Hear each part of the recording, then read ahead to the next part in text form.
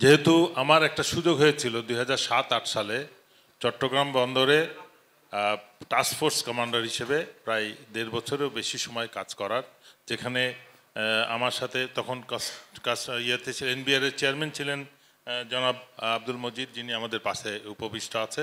সুতরাং সেই দুঃসাহস নিয়ে এবং আমি যা কথা বলবো নিশ্চয়ই উনি ওনার বক্তব্যে সেই বিষয়গুলোও কিছুটা তুলে ধরবেন অর্থনীতি বিষয়ে। 2007 সালের জানুয়ারিতে যখন জরুরি অবস্থা ডিক্লেয়ার হয়, তখন চট্টগ্রাম বন্দরের, আমি এই জন্য বলছি যে অর্থনীতির একটা চালিকা শক্তিকে বলা হয় চট্টগ্রাম বন্দর, যে আমাদের মূল এই যেটার কারণে পুরা লাইফলাইনটা, বাংলাদেশের লাইফলাইন চট্টগ্রাম বন্দর, সেটাকে কিভাবে অকার্যকর করে রাখা হয়েছিল।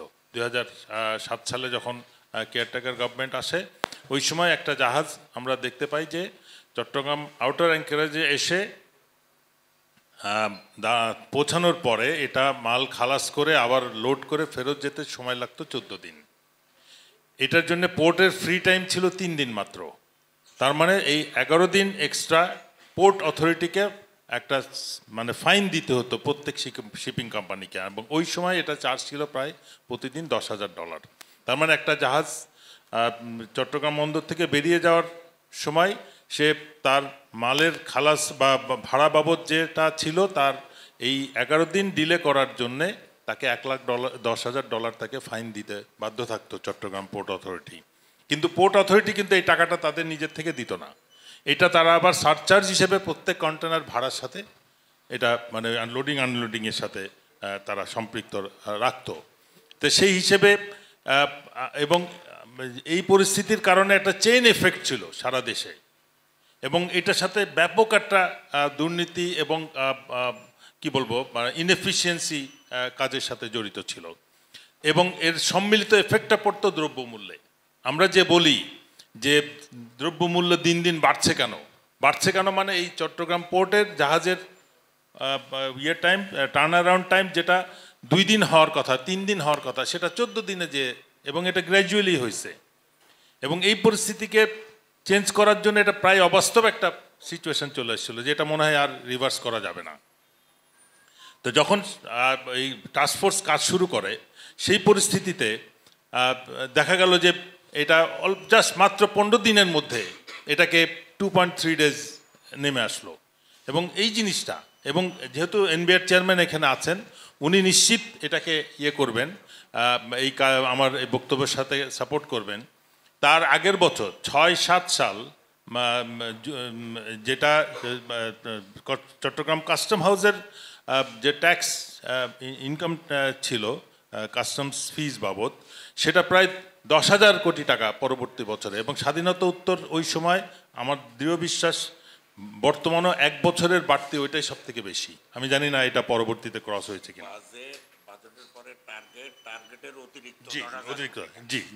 জি স্যার।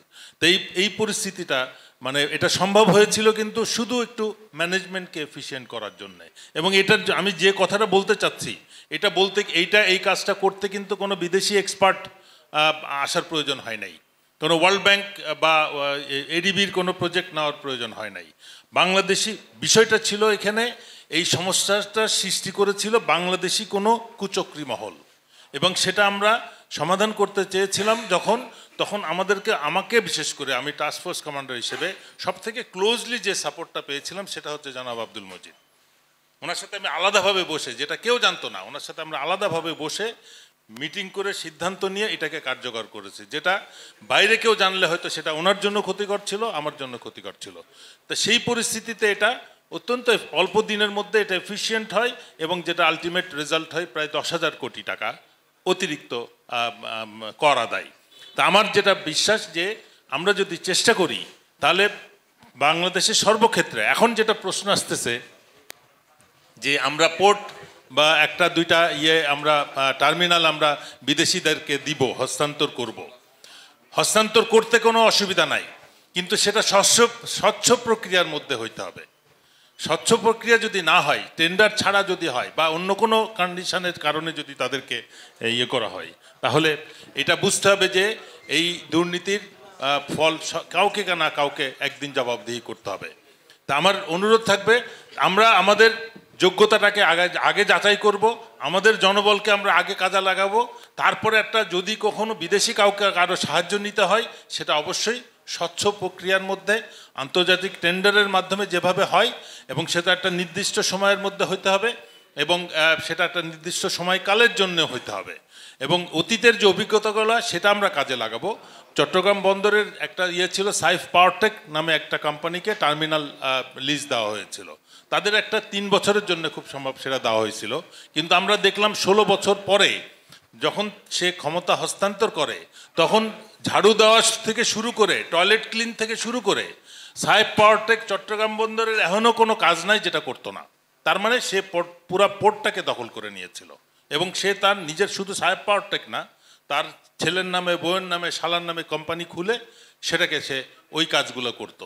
এই কাজগুলো যাতে না হয়, এগুলোর থেকে আমাদের শিক্ষা গ্রহণ করতে হবে, এবং স্বচ্ছ প্রক্রিয়াতে জনবল, প্রশিক্ষিত জনবলকে কাজে লাগাতে হবে, যে যে কাজে যোগ্য তাকে সেই কাজের দায়িত্ব দিতে হবে, এবং সেটা যেন সঠিক রেটে হয়।